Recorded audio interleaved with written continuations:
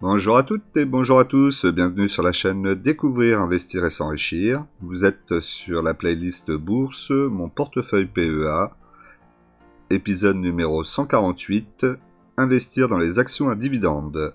Pour cela, j'utiliserai le courtier en ligne Bourse Direct et l'enveloppe fiscale PEA afin de maximiser la fiscalité.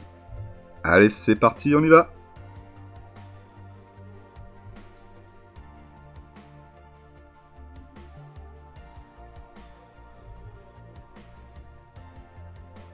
Alors, au sommaire cette semaine, nous aurons donc la situation du CAC 40, le point PEA première partie, le point PEA deuxième partie, le tableau des dividendes et l'évolution du portefeuille. Mais comme d'habitude, je vous rappelle que l'investissement en bourse peut provoquer une perte partielle ou totale de votre capital. Vous ne devez en aucun cas copier ou reproduire mes prises de position. Je ne suis pas un conseiller financier, mais un particulier qui investit en bourse à titre personnel.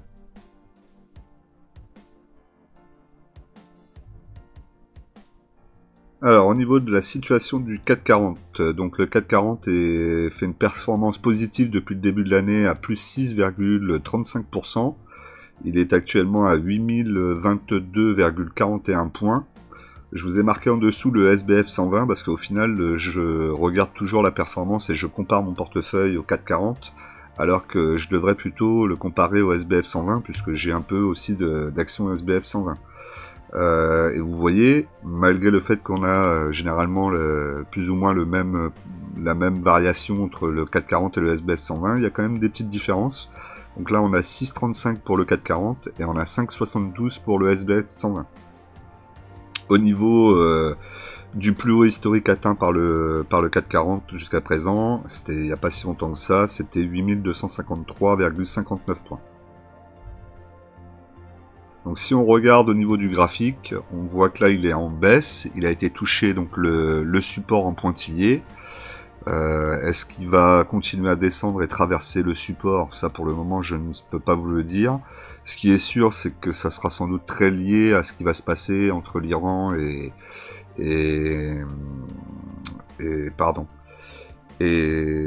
Israël, je cherchais le nom. Donc voilà, entre les deux. Si aujourd'hui tout est calmé et qu'on revient dans une situation un peu plus calme, il n'y a pas de raison que le CAC 40 ne reparte pas chercher des plus hauts historiques.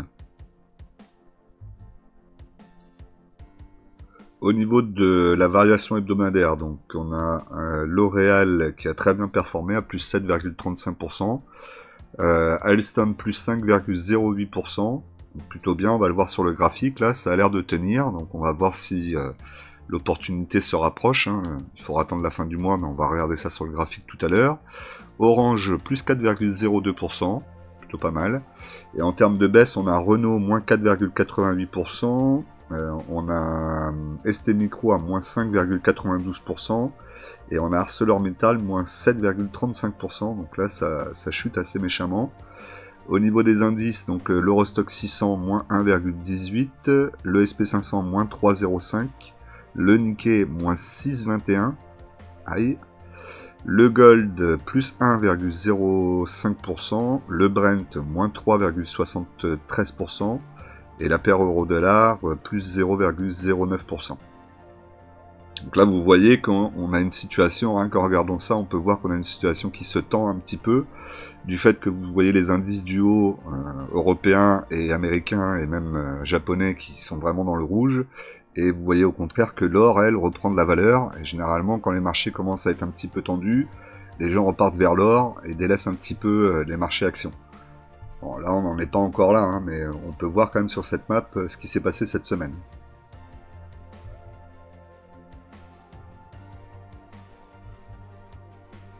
Alors, comme d'habitude, on va regarder mon portefeuille de la plus grande valorisation à la plus petite. Donc, la plus grande valorisation est toujours, pour le moment, Euronext. Donc, Euronext verse un dividende de 2,48€ par action, plus 12% par rapport à N-1. Pour le moment, on est sur une action à 2 étoiles, mais qui pourrait très bien passer à 3. C'est qu'aujourd'hui, je trouve qu'elle est un petit peu chère, et encore que... Elle est surtout cyclique, elle va varier énormément selon les marchés. Si on a des marchés qui crashent, forcément on va avoir beaucoup plus de gens qui vont vendre et plus de frais qui vont se rajouter, qui vont s'ajouter surtout à eux, à leur chiffre d'affaires. Donc c'est pour ça qu'elle peut garder 2 étoiles, c'est peut-être pas encore assez stable, mais je pense qu'on va y venir dans les années à venir. Il y a de plus en plus de jeunes, la nouvelle génération vient de plus en plus vers la bourse, aussi la crypto-monnaie, mais la bourse. Et donc du coup, aujourd'hui, je crois qu'en France, c'est entre 8 et 15% de la population qui a un portefeuille boursier. Si demain on en arrivait à 30 ou 40, ça serait plus du tout la même chose. Donc c'est pour ça que je pense qu'elle a des bonnes perspectives. Après, je mets que 2 étoiles, mais elle pourrait mériter 3 étoiles. Elle a une marge nette au-dessus des 35%, c'est quand même assez fort. Un PER 2024 qui a 11,9 fois les bénéfices, et un rendement 2024 à 4,17%. C'est quand même bien. Au niveau de quantité que j'ai, donc j'en ai 40. J'ai un PRU à 77,01, une plus-value latente de 9,91%. Je suis resté un long moment avec l'action en moins-value.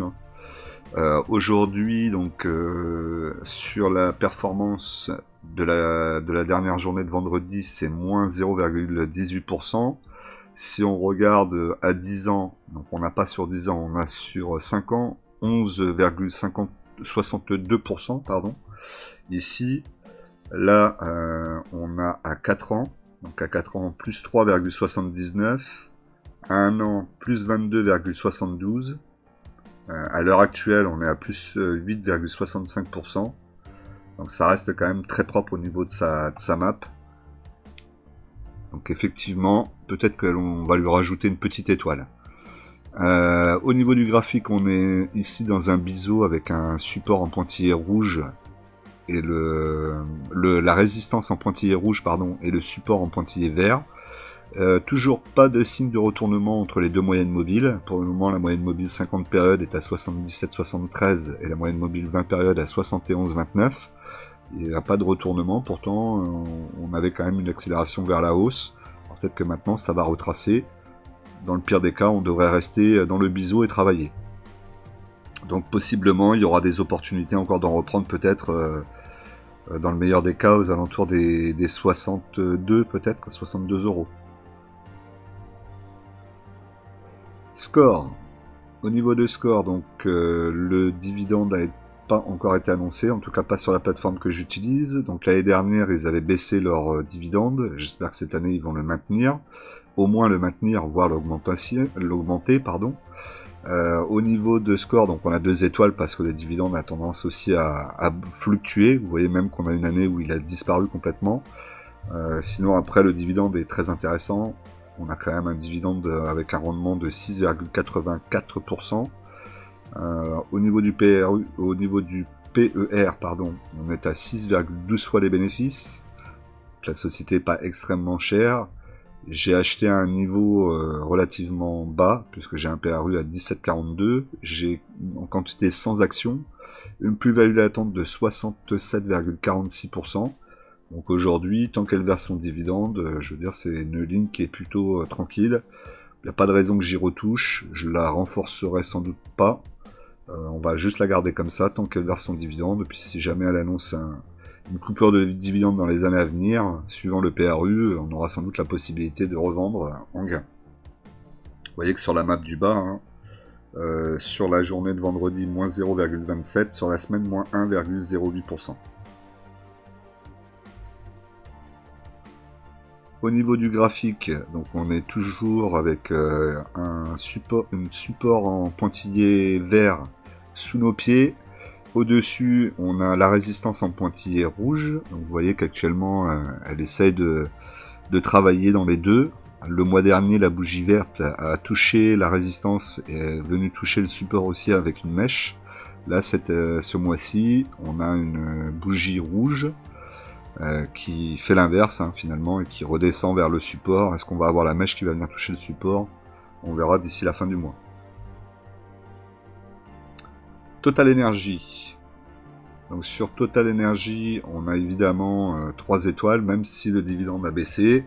Encore une fois, regardez le graphique du bas, vous verrez que le jaune correspond à un dividende exceptionnel, un versement exceptionnel.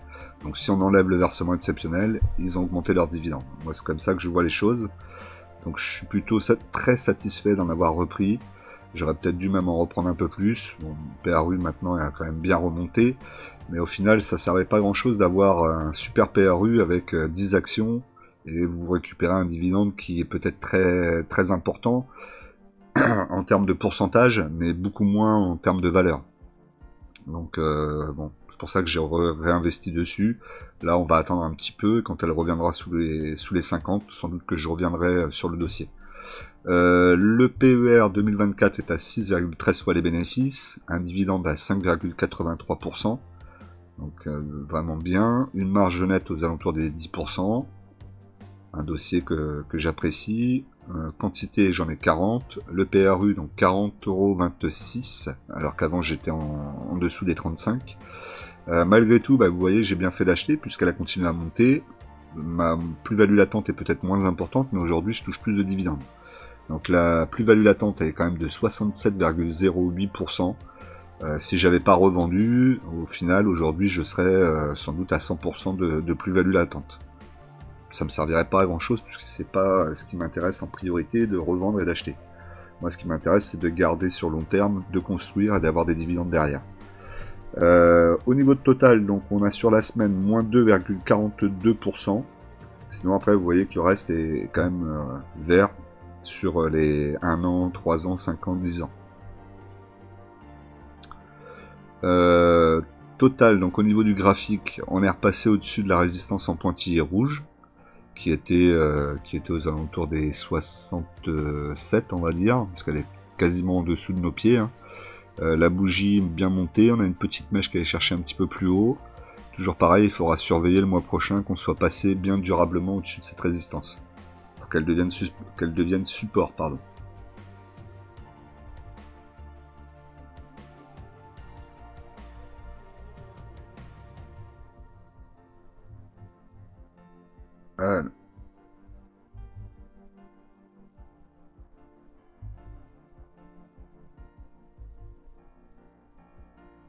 Eramet, donc au niveau de Eramet, on va aller voir ça. On a un dividende qui est en baisse d'1,50 € par action, moins 57% par rapport à une moins 1. Donc on fera quand même très attention, c'est pour ça 2 étoiles, là c'est justifié. Coupure de dividende pendant 2 années. On sait que le dividende ne se tiendra pas forcément dans le temps. Après c'est un secteur intéressant, le secteur minier. Ils vont orienter pas mal vers le lithium a priori. On a une société qui a quand même des marges au-dessus de 10%, un PER à 4,76 fois les bénéfices, donc vraiment très bas. Le rendement sur 2024 est à 4,87%. C'est bien de voir que le rendement augmente, mais vu qu'ils l'ont coupé certaines années, on pourrait peut-être plus avoir tendance à dire donner moins de dividendes et peut-être plus le pérenniser dans le temps, ça serait quand même pas mal. Voilà, mais sinon c'est une société qui est plutôt intéressante. Elle va aller vers le recyclage des batteries électriques. Donc ça va être un bon business, je pense, pour eux, parce qu'il peut y avoir peu de monde sur ce marché, puisque c'est pas forcément le marché le plus rentable. Donc espérons qu'ils arrivent à sortir justement leur épingle du jeu. Et bon, le côté négatif, par contre, c'est que l'État est actionnaire à presque 50% je crois de la société, donc ça c'est peut-être le côté un peu plus négatif sur le dossier. Sur la semaine, on a quand même un plus 6,31%, c'est pas mal. Ça a bien poussé, du coup je me retrouve avec une plus-value latente de 23,16%. Au niveau du graphique, on est toujours dans le biseau, avec support, avec résistance, avec en plus la moyenne mobile 20 périodes qui vient faire la résistance, en plus. Et le support qui est accompagné de la moyenne mobile 50 périodes. Donc autant vous dire que là ça va pas être simple de sortir de là, il va falloir un petit peu d'énergie, et il faut espérer pour nous que ça soit une énergie plutôt à la hausse. Danone. Au niveau de Danone, donc j'ai un dividende versé de 2,10 € par action, plus 5% par rapport à N-1. On a du 2 étoiles parce que Danone n'a pas forcément une force de croissance énorme, c'est le moins qu'on puisse dire. C'est plutôt une société qu'on pourrait presque appeler une société flat, voilà, qui bouge pas beaucoup. Il faut toujours essayer d'acheter en dessous des 55, on va dire, et puis après de garder sur le temps, profiter du dividende. Il n'y a pas forcément d'intérêt, à mon avis, à rentrer sur ce genre de société pour de la croissance que vous n'aurez pas. Si c'est pour acheter à 55 et revendre à 60, bon, vous n'allez pas vous amuser énormément avec ce dossier. Donc ça, c'est vraiment typiquement dossier à acheter en dessous de 55, garder sur long terme, faites une grosse ligne, faites une ligne adaptée à votre portefeuille pour une ligne qui va vous amener du dividende régulièrement. Voilà. Et qui ne va pas énormément fluctuer non plus. Ça peut être aussi intéressant pour un portefeuille pour le stabiliser. Au niveau de son PER 2024, on a 16,2 fois les bénéfices. C'est pas énorme. Le rendement est à 3,81%. C'est correct. Et une marge nette aux alentours des 8%. Alors on pourrait avoir aussi la bonne surprise sur Danone qu'elle transforme suffisamment bien son portefeuille d'actifs actuels et qu'elle aille vers des produits plus sains et que du coup elle gagne des parts de marché grâce à ça. Parce que pour le moment, si on prend par exemple Nestlé, qui est un peu dans cette situation d'avoir un portefeuille avec beaucoup de produits qui sont pas forcément très sains pour la santé, ils sont moins en train de travailler sur leur changement de portefeuille, et ça peut-être que Danone va en profiter dans les années à venir. On le verra. Pour le moment, elle a fait plus 2,22% sur la semaine. J'ai 30 unités actuellement en portefeuille à 51,92 et un plus-value latente de 14,48%. Au niveau du graphique, vous voyez qu'elle est en train de revenir tester le support en tendance baissière qui nous ramènerait là vers les 54. Donc c'est pour ça que je vous dis, jouer les 55 actuellement, ça me paraît pas mal.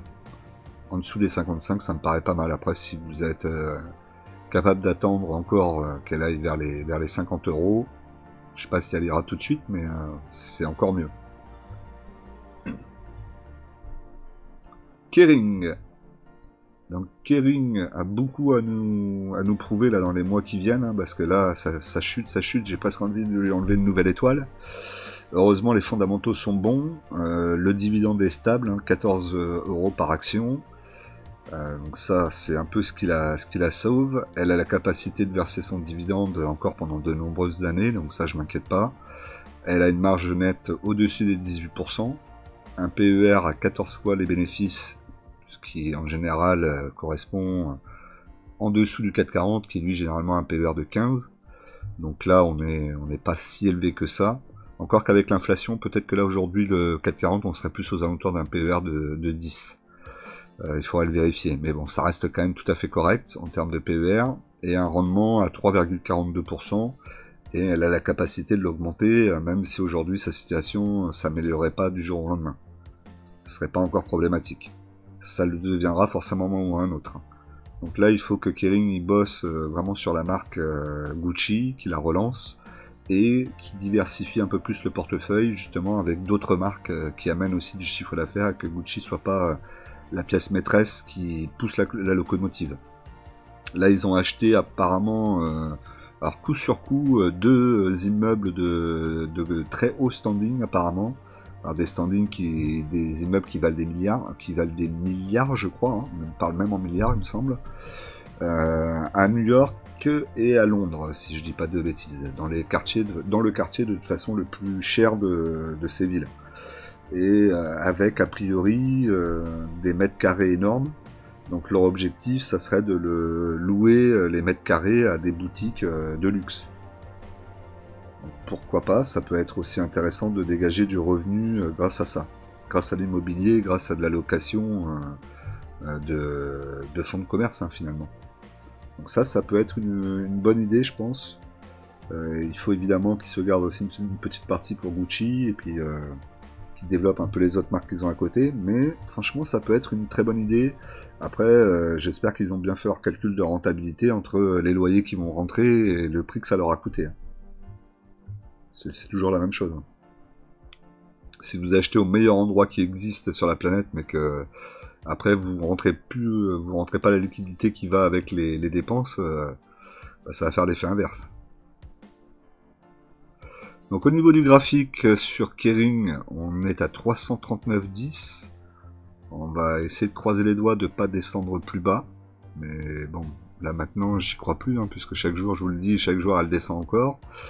330, là si elle descend sous les 300 euros, franchement ça va être compliqué, parce que là le portefeuille va prendre très très cher. Et d'un autre côté, se dire que si elle revient sur un support très long terme, imaginez là, aux alentours des 250, là on voit le support en pointillé vert. Est-ce qu'on en rachète? Est-ce qu'on n'en rachète pas? Là ça pose de vraies questions, hein. Donc je ne sais pas pour le moment, et quand je ne sais pas, je ne fais pas. Donc on va continuer à regarder, et on va essayer d'espérer au moins un retour sur le support là. Le support qu'elle vient de casser, en espérant qu'il ne devienne pas résistance le mois prochain. Rubis. Donc au niveau de Rubis, on a un dividende de 1,92€ par action, plus 3% par rapport à N-1. Rubis augmente son dividende d'année en année, hein, même si c'est pas fort, elle le fait. Moi ça j'aime bien. Du coup c'est pour ça qu'elle mérite ses 2 étoiles. Les fondamentaux sont pas si horribles que ça. On est dans l'énergie énergie fossile à la base, et ensuite énergie renouvelable. Donc maintenant elle y va de plus en plus, notamment avec Photosol. Elle a pas mal aussi investi, pas mal de chantiers aussi qu'elle fait en Afrique noire notamment, sur la partie route, donc infrastructure routière. Donc ça c'est aussi intéressant. Il va falloir voir, là on a Bolloré du coup qui est rentré qui a appuyé un peu plus son capital, 5% du capital maintenant de Rubis. On entend qu'éventuellement il pourrait essayer de racheter Rubis dans quelques temps. Ben, je veux dire, si à chaque fois qu'il renforce son capital sur Rubis, à chaque fois l'action prend 5 ou 10%, moi je suis preneur, hein. Après au bout d'un moment je la revendrai, et puis voilà, hein, ça sera tout. Et puis on verra bien, peut-être que Bolloré aura de bonnes idées sur Rubis. C'est jamais.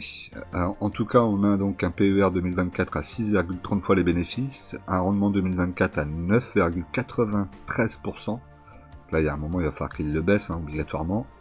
Une marge nette aux alentours de 6%, là c'est un petit peu moins bon. Au niveau des quantités, donc j'en ai 50. Je voulais continuer à faire mon PRU hein, qui est à 22,53, mais elle est partie, j'ai pas eu le temps de la voir partir, elle était partie. Sinon j'aurais bien pris une centaine au moins pour avoir une bonne ligne dessus. Si j'avais su, je l'aurais fait, mais bon, c'est toujours plus facile de dire, avec des si on aurait pu refaire le monde. Rubis sur la semaine, moins 3,50%. Sinon après si on regarde son alignement sur plusieurs années, on voit qu'il y a quand même du rouge, hein. Il y a bien qu'à 10 ans elle est en vert. Après sur 5 on est en rouge à moins 2,6, sur 3 on est à moins 0,16%. On va dire qu'il manque pas grand chose pour qu'on ait quelque chose de beau. Ce sera peut-être là la bonne. Vous voyez que le graphique, hein, la bougie du mois dernier, elle est montée très très très haut. J'aurais pu continuer à prendre aux alentours des 23,63 € avec la moyenne mobile 20 périodes, mais là c'est un peu plié. Donc ce qui peut se passer, c'est qu'elle revienne sur le support assez costaud. Pourquoi pas qu'elle revienne sur ce support. Si elle revient sur ce support, on sera aux alentours des 30 €. Un petit peu en dessous même, on dirait plutôt 28 € peut-être qu'on pourrait revenir vers les 28 € en étant patient, parce que là vraiment l'accélération a été très forte. LVMH. Donc sur LVMH on a un dividende de 13 € par action, plus 8% par rapport à N-1. 3 étoiles hein, évidemment, on a un dossier magnifique. On pourrait presque lui mettre une 4e étoile si le dividende augmentait d'année en année. On va pas tout demander. La marge nette était aux alentours de 20%, le PER 2024 est à 19,5 fois les bénéfices, donc pas si cher que ça par rapport au business que c'est. Le rendement 2024 était à 2,24%, c'est plutôt correct. Moi j'ai 2 actions, j'ai un PRU à 683,44, une plus-value latente de 16,56%. Et si on regarde donc sur sa performance de la semaine, plus 2% sur la semaine, alors qu'elle avait bien baissé ces derniers temps, hein. D'ailleurs on le voit sur le mois, moins 7,37%.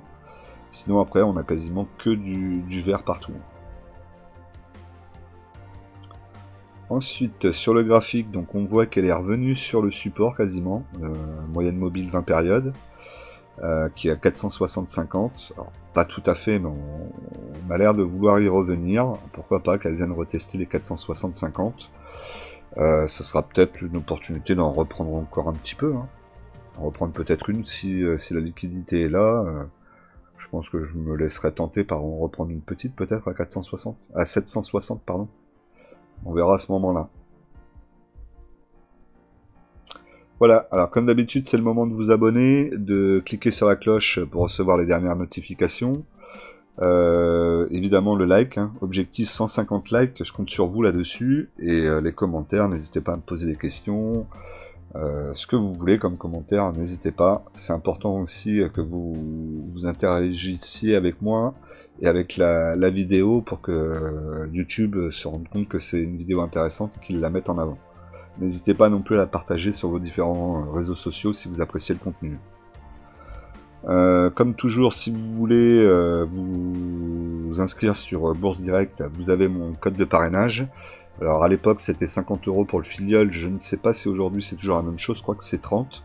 Mais bon, vous profiterez de toute façon de la condition qui est actuelle, donc n'hésitez pas à le faire, ça sera beaucoup plus simple. Et en plus vous gagnez de l'argent, et moi je gagne des ordres gratuits. Même si vous êtes 2 à l'utiliser le code, ben, les ordres gratuits je les utiliserai pas, puisque déjà 20 je le fais pas dans l'année. Alors vous imaginez bien que si vous êtes plusieurs à utiliser mon code, c'est plutôt pour vous que pour moi. Mais je vous remercierai quand même d'avoir mes 20 ordres gratuits. Et comme d'habitude aussi, si vous voulez continuer à vous former sur la bourse et que vous voulez aller plus loin, vous avez ici donc le lien pour aller sur ma bourse aux livres. Donc c'est en affiliation avec Amazon, je vous ai mis tous les livres bourse que j'ai pu trouver qui me semblaient être intéressants. Je vous les catégorisé et comme ça vous avez un choix assez large de livres qui peuvent être intéressants. Évidemment vous avez ma sélection et je reste toujours dans cette idée de vous dire les premiers livres à lire de toute façon c'est L'investisseur intelligent de Benjamin Graham et Père riche, Père pauvre de Robert Kiyosaki. Et ensuite, après, c'est à vous de voir dans la sélection que je vous ai amenée. Il y en a vraiment pour tous les goûts. Vous en avez aussi pour les enfants. J'ai trouvé une sélection de bouquins pour enfants qui commencent à parler de l'investissement et de la finance pour des enfants. Donc plutôt très sympa. D'ailleurs, je vais en prendre pour les miens. Et voilà, et vous avez de la bio, vous avez aussi une petite case bonus avec des livres plus sur l'autodiscipline, ce genre de choses qui sont importants aussi à mon avis quand on fait de la bourse. Parce que l'autodiscipline en bourse est très importante. Et ensuite évidemment vous avez mes liens sur les différents réseaux pour venir échanger avec moi si vous voulez sur Twitter, alors Telegram, il faut que je le réactive, hein. Je suis désolé pour ceux qui sont sur Telegram et qui croient que je suis plus sur le Telegram depuis un moment, mais je vais le réactiver, vous inquiétez pas. Et voilà, vous avez aussi Facebook, donc n'hésitez pas à venir me saluer, ça me fera plaisir.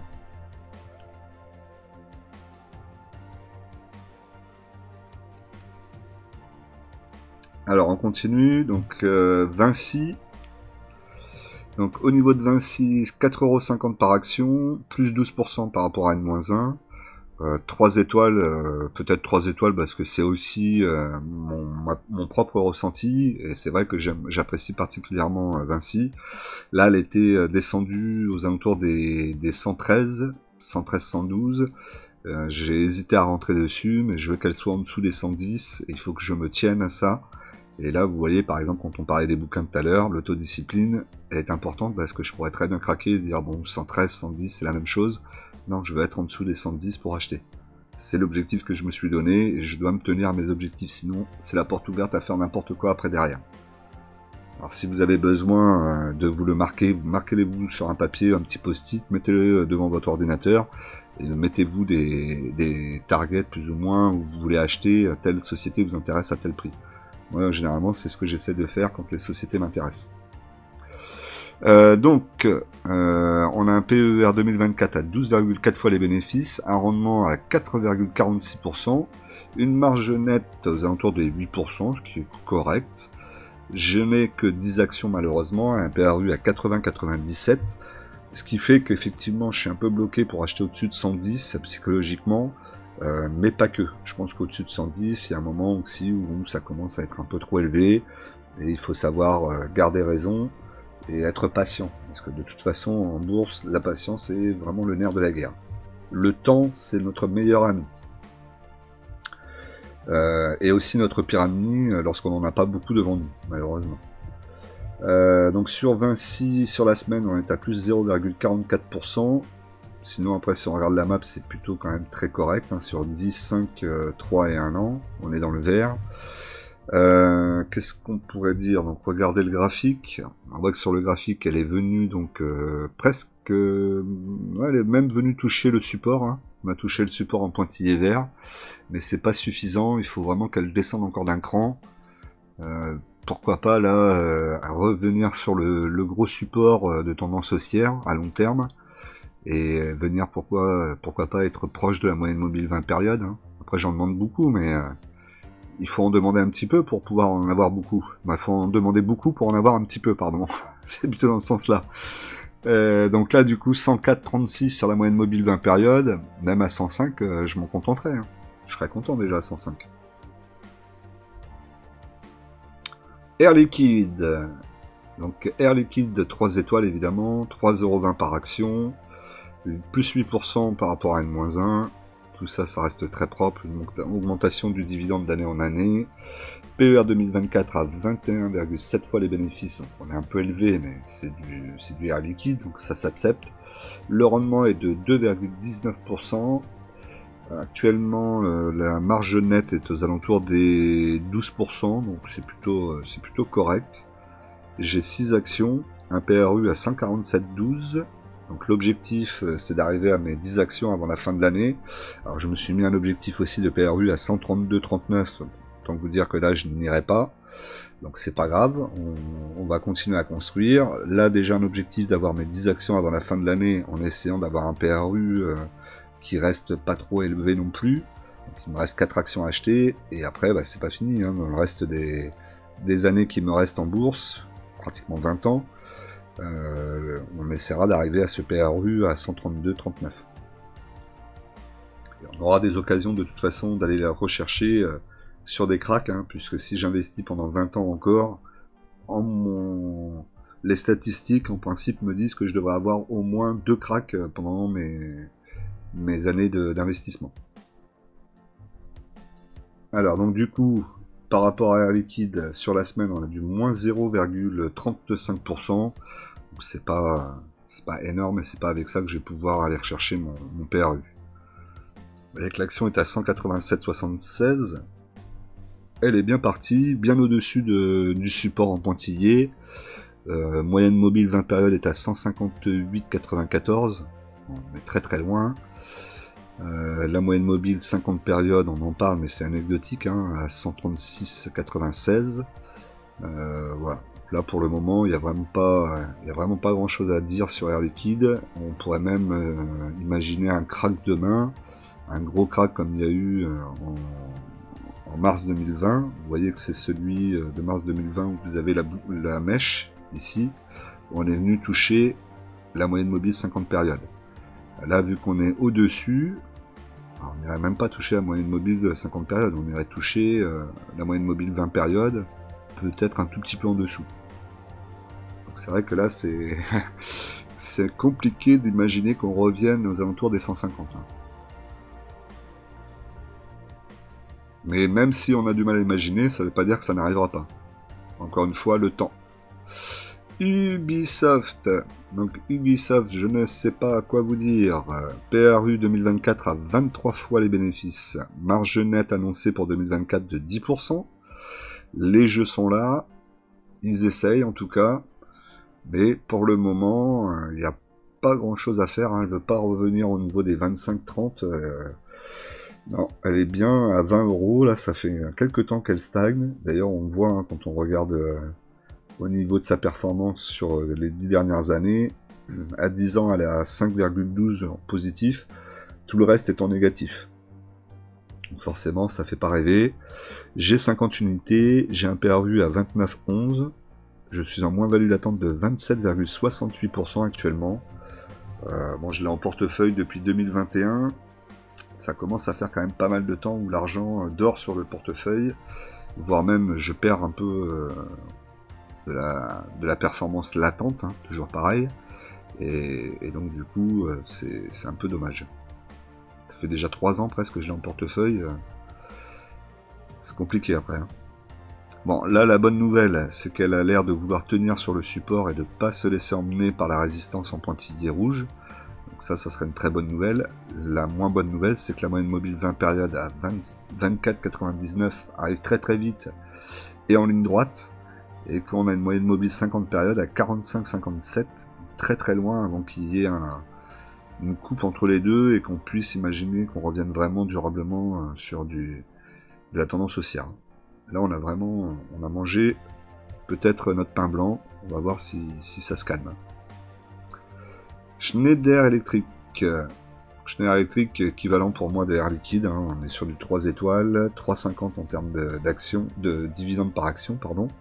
On avait 3,20 sur Air Liquide, donc vous voyez que c'est très proche. 11% par contre de hausse, un petit peu plus. On voit que sur la map des dividendes, on a une augmentation d'année en année. Ça, c'est plutôt très bien. On a un PER 2024 à 20 fois les bénéfices, un rendement à 2,31%, une marge nette aux alentours de 12%. Tout est très proche de Air Liquide. Hein. On pourrait presque mélanger les deux, on ne verrait pas la différence. Dans mon portefeuille, j'ai 5 actions, PRU à 49,41. Objectif très compliqué d'avoir un PRU à 128,88 aujourd'hui, hein, en tout cas quand on voit l'action aujourd'hui. Ça va être très compliqué de revenir à un PRU comme ça, même dans les 20 prochaines années je pense, mais on verra bien. Après ça serait peut-être inquiétant de voir qu'elle perde autant dans les années à venir. Mais ce sera une autre histoire. Au niveau de sa performance sur 10 ans, tout est vert, donc top, à part vendredi où elle fait moins 3,23%. Performance latente de 39,48%. Donc on est plutôt bien là sur Schneider. De toute façon, on peut pas faire grand chose de plus. Hein. Au prix où elle est, 208,40, elle continue à battre des records presque tous les jours. Donc pour le moment, il faut la laisser faire sa vie, monter comme ça, et puis à un moment, elle va commencer à retracer pour reprendre de l'énergie et repartir de plus belle, mais au moment du retracement, il faudra être présent. Et en espérant que le retracement aille suffisamment bas pour que ça soit intéressant quand même. Là, suffisamment bas, on va dire en dessous aux alentours des 170, entre 170 et 135, puisque on a la moyenne mobile 50 périodes à 135, ce serait pas mal. Vous voyez que je suis pas trop gourmand. 170 déjà, ça commence à être compliqué hein, en dessous. Mais je pense que 170, ça serait déjà bien. On reprend une petite.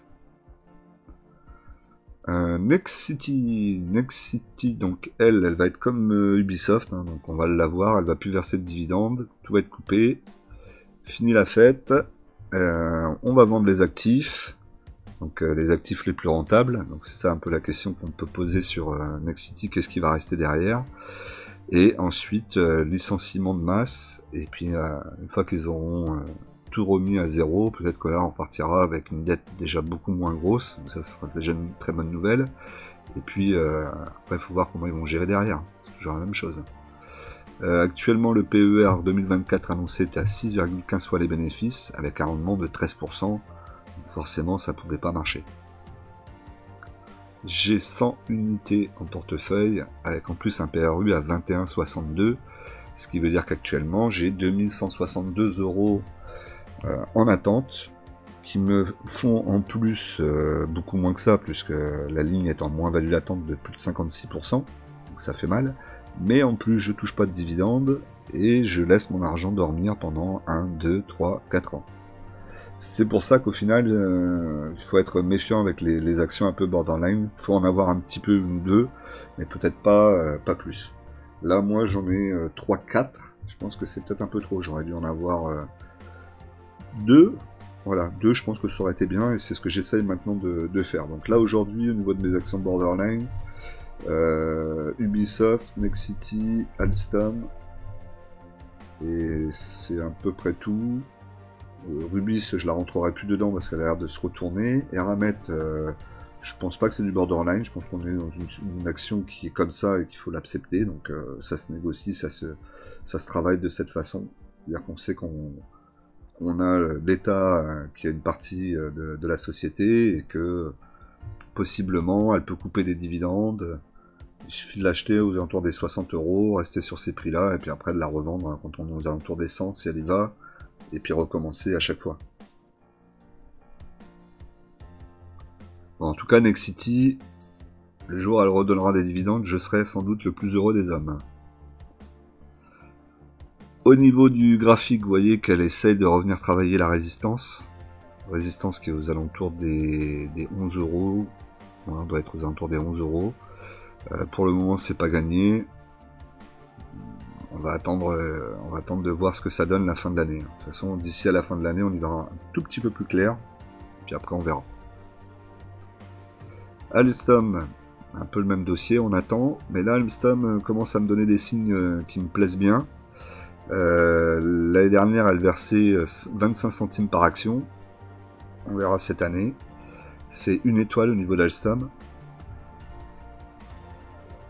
Au niveau du PER 2025, 2024, on est à 35,7 fois les bénéfices. Donc là, on est très cher au niveau du PER. 2025 sera plus correct, 18,4 fois les bénéfices. Et le rendement annoncé était de 1,30. Là, je pense que ça sera coupé. 4% en termes de marge nette. Moi, j'en ai 60, donc mon objectif, c'est d'en avoir 100. Mais d'en avoir 100 et de ne pas me retrouver bloqué trop longtemps non plus avec une ligne qui rapporte rien. Voilà, comme je vous ai expliqué tout à l'heure avec Ubisoft et Next City. Donc là, l'objectif, c'est d'essayer de regarder au niveau du graphique, aux alentours de 15 € si on passe durablement. On va y aller juste après. Ça devrait être un signal pour moi de rentrer re-rentrer sur Alstom. Et après, en espérant que derrière, ça se passe bien. Là, j'ai 60 unités, PRU à 19,42. Moins-value latente de 22,25%. Et si on regarde sur la performance sur 10 ans, on a pas mal de rouge malheureusement, mais là ça commence à revenir un peu dans le vert, donc espérons que ça soit le bon moment où on est bien rentré et qu'elle va se retourner. Après on est bien rentré, je vous signale quand même que j'y suis depuis 2022. Au niveau du graphique, elle tape la résistance à 15,10 €. Donc là, mon objectif, c'est qu'elle casse cette résistance durablement, au moins là d'ici à la fin du mois. Que le mois prochain, elle ouvre une première bougie au-dessus de cette résistance qui deviendra support. Et là, ça sera mon signal pour aller acheter. Ensuite, on verra ce qui se passe. J'espère qu'elle tiendra et qu'elle arrivera à aller chercher la moyenne mobile 20 périodes. On verra. L'Oréal. Donc, au niveau de L'Oréal, on a 3 étoiles, dividende de 6,60 € par action, plus 10% par rapport à N-1, augmentation du dividende depuis quelques années, marge nette au-dessus des 16%, le PER 2024 à 32,6 fois les bénéfices, honnêtement ça les vaut, enfin, ça les vaut jamais, 32 c'est énorme en PER. Mais vraiment c'est un très bon dossier, elle arrête pas de monter, c'est plutôt là une société qu'il faut attendre sur les retracements, dès que ça retrace assez fort, on rachète et puis on attend et ainsi de suite. Très peu de concurrence, elle est considérée dans le luxe, mais bon c'est le luxe plus partie cosmétique, ce qui est quand même moins la marque de fabrique des autres marques comme LVMH ou Hermès par exemple, qui sont plus connus pour la partie maroquinerie, notamment. L'Oréal, donc j'ai 2 unités, j'ai un PRU à 373,79, valorisation, plus-value latente, pardon, 18,82%. L'Oréal sur la performance sur 10 ans, ça reste très très propre, on aime bien. Il y a du vert. Et si on regarde sur le graphique, elle a fait une belle mèche pour essayer de venir toucher la moyenne mobile 20 périodes qu'elle n'a pas touché, qui était à 399,77. Pour le moment, on voit aussi un biseau hein, avec un support là qui va l'emmener avec la résistance au-dessus en pointillé. Ça va taper les deux et on va avancer tranquillement dans le biseau avant de se décider à passer au-dessus ou à repasser dessous. FDJ. Donc, sur FDJ, on a un dividende de 1,78€ par action, plus 30% par rapport à N-1.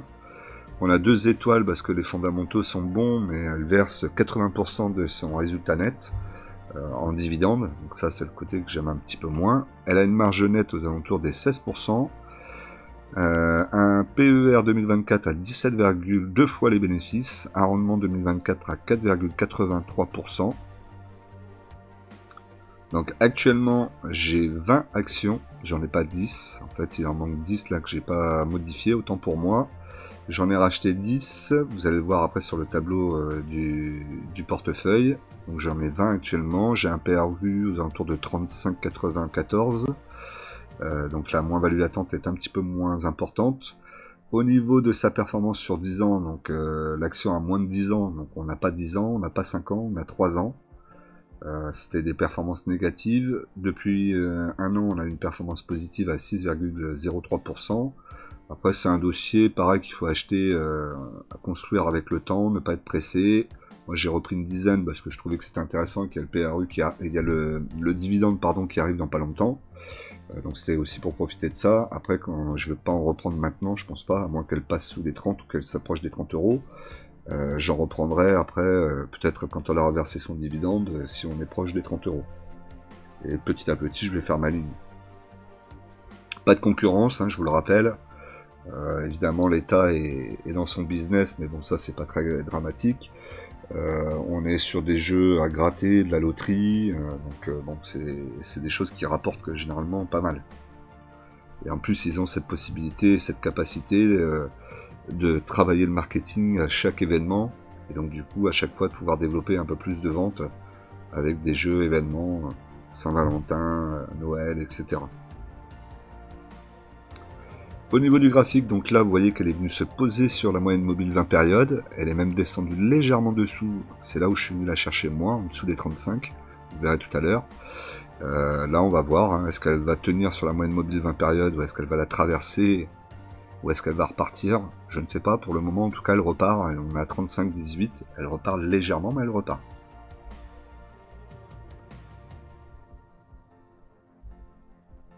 Alors, du coup, vous voyez, hein, comme je vous ai dit, Française des Jeux qui a été achetée à 34,96. Là, on est à 35,12, on a vu tout à l'heure. Évidemment, vous avez la TTF dessus. Ensuite, vous avez la vente de Derichebourg, mais ça, vous le saviez déjà la semaine dernière, à 4,73 €. Et le coupon de Total Energy de 29,60 que j'ai touché au mois d'avril. Là, il me manque Vinci qui ne m'a pas encore versé le dividende, LVMH et L'Oréal. Logiquement, ça devrait être ce mois-ci. On va voir combien on va faire, hein, sachant que le mois dernier, on avait fait l'année dernière, pardon, sur le mois d'avril, on avait fait 71,31. Donc on essaie toujours de se donner cet objectif de faire mieux que le mois précédent, l'année précédente au même mois, pardon. On va y arriver.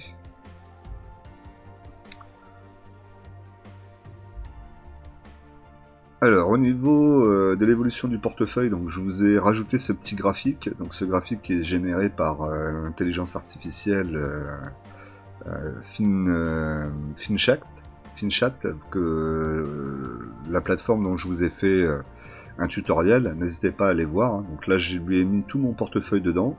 Et du coup, lui me sort après des métriques assez développées.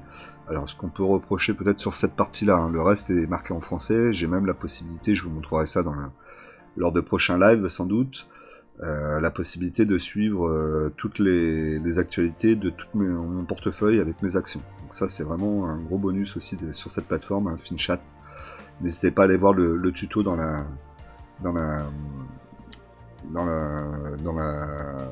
sur la chaîne. Donc là on peut voir que j'ai Euronext, j'ai 13,14%, Score j'ai 12,32%, Total 10,44%. Donc ça c'est ce qui représente dans mon portefeuille, hein, la valorisation du portefeuille. Eramet 8,86%, BN c'est Danone 6,92%, Kering 6,58%, Rubis 6,28%, MC, je ne sais pas qui c'est MC. 6,18%, MC ça doit être LVMH, DG c'est Vinci, il me semble, à 4,40%. AI, ça c'est Air Liquide, donc 4,34%. Ubisoft, 4,09%. SU c'est Schneider. Schneider Electric, 4,04%. Nexity, 3,67%. Ça c'est quoi? C'est Alstom, 3,52%. L'Oréal 3,45% et la FDJ 2,73%. On voit la répartition, ça reste pas trop mal équilibré. Il faut quand même que je fasse attention à Euronext qui représente 13,14% du portefeuille. Ça commence à faire pas mal. Après c'est aussi parce que sa performance est un peu plus élevée et donc du coup ça augmente sa valeur. Au niveau du chiffre, donc là vous voyez que c'est des dollars hein, ici, donc ça c'est censé être la valorisation de mon portefeuille, mais en fait ça prend pas les liquidités, donc on n'est pas exactement sur le portefeuille. Ici vous avez la répartition en termes de secteurs, donc vous en avez énormément. Malheureusement je ne lis pas bien anglais, donc il faudrait peut-être que je me travaille dessus, mais vous voyez que je suis quand même réparti sur beaucoup de segments. Le portefeuille est assez bien réparti. Alors capital market, ça doit être tout ce qui doit être lié à la finance. Donc 13,14%, ce qui paraît très logique, hein, puisque Euronext et Score représentent énormément dans mon portefeuille. Donc AE2. Et après par contre tous les autres, je pensais pas que j'avais autant de diversification au niveau de sectoriel de mon portefeuille. Bon, il y a de la insurance, on dirait de la réassurance, mais je ne sais pas si c'est ça. Ça c'est la partie pétrole, on le voit. Food product. Le problème c'est que vraiment en anglais je suis vraiment une quiche, donc du coup il faut vraiment que j'aille regarder un peu tout ce que tout ça veut dire et je vous ferai un petit retour la prochaine fois où j'essaierai peut-être de vous mettre à côté. Bon là c'est dommage parce que c'est un peu entassé les uns sur les autres, il faudrait que ce soit un peu plus large. J'ai pas la possibilité de faire de modifications, en tout cas je les ai pas vues. Je vais continuer à regarder, hein, de toute façon il y a tellement de possibilités avec ce logiciel, j'ai peut-être pas tout regardé. En tout cas voilà, il me propose ma répartition sur mon portefeuille, et ça je trouve ça plutôt pas mal puisque ça faisait un moment que je vous l'avais pas montré. Donc ça me permet aussi de moi de me reprojeter dans le portefeuille, de voir un peu comment il est et essayer de le rééquilibrer un petit peu. Ensuite, au niveau donc du portefeuille en temps réel, donc le portefeuille à vendredi soir affiché 27 674,22 €. Solde dans l'espèce est de 1904,06 €, puisque j'en ai utilisé un petit peu pour FDJ. La plus-value latente est de 2591,42 €. Et donc, vous voyez FDJ, 20 actions, donc ici 20 actions, 35,98. Donc j'ai fait baisser mon PRU, je suis plutôt content. J'ai mis 4 autres actions que vous ne voyez pas ici qui sont en ordre d'achat. Donc j'ai mis 4 actions en ordre d'achat. Certaines avec des lignes où je vais en acheter 10, d'autres où c'est juste en acheter une ou deux actions pour commencer à faire la ligne et avoir l'action en vue. Évidemment aussi parce que je vais pas avoir le temps d'être devant mon ordi pendant les 15 prochains jours. Là je pars en déplacement, j'ai préparé des vidéos, vous allez avoir des analyses fondamentales, vous allez avoir un petit peu de tout là qui vont venir. Malgré tout, si vous avez des questions, si vous voulez poser des questions sur les vidéos, faites-le, puisque de toute façon j'aurai toujours mon téléphone avec moi et je peux répondre à tous vos messages via mon téléphone, même si je suis pas directement devant l'ordi et que je ne vais pas directement sur mon compte.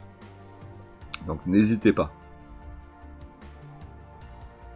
Au niveau donc de la plus-value, donc je suis en plus-value latente de 4,10%. C'est plutôt pas mal, hein. Si on se rappelle par rapport au SBF 120 qui devrait être plutôt ma référence plutôt que le 440, On est à 5,75, donc je me rapproche du SBF 120. Je suis un petit peu plus loin quand même du CAC 40 qui est au-delà des 6%, mais ça reste une performance tout à fait correcte pour le moment. Je suis plutôt content, sachant qu'il y a quand même 3 dossiers qui me font assez mal.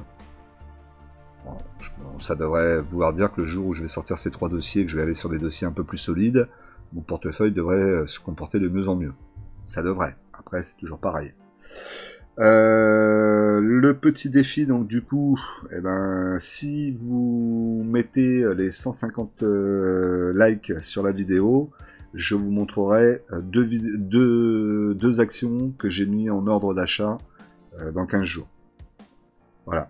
Donc à vous de jouer le jeu. 150 likes dessus. Évidemment, mettez-moi quelques commentaires aussi. D'habitude, on fait une vingtaine de commentaires. Donc là, essayons d'aller chercher 40 messages. Allez, 40 commentaires et 150 likes. Et je vous montre les 2 actions que j'ai mis sur les 4 en vente.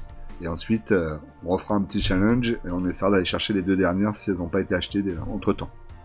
Si vous voulez jouer, n'hésitez pas. 150 likes, 50 commentaires. Comme d'habitude, je vous rappelle qu'en investissement, les impatients payent pour les patients. Nous, on se retrouve tout de suite dans une nouvelle vidéo.